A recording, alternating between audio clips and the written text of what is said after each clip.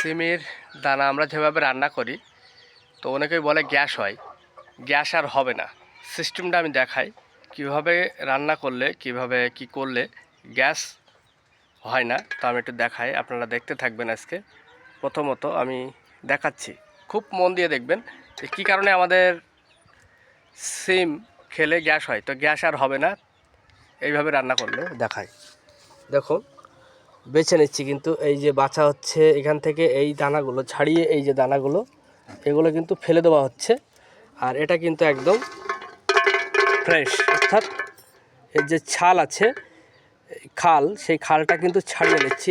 এর ফল কি হয়, এতে কিন্তু গ্যাস হয় না। তো এখনও আমি ছাড়াবো, আপনারা দেখতে থাকবেন।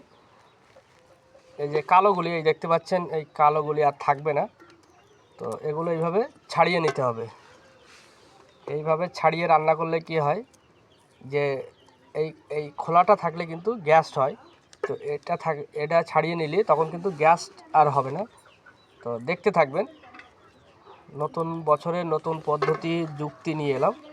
তো আমি এইভাবে রান্না করে বা খেয়ে দেখেছি, এতে কোনো গ্যাস অম্বল হয় না।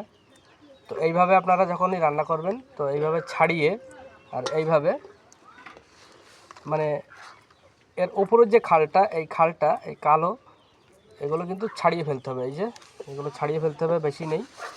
তো অল্প কয়টা রয়েছে, আমি এখন ছাড়াই। তো এইভাবেই আপনাদেরকে বলবো, আপনারা যারা রান্না করেন,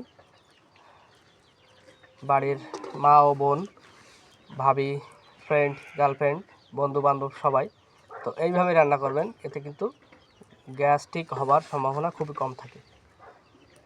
তো আশা করি ভালো লাগলে একটি লাইক হয়ে যাক এই কাজের জন্য।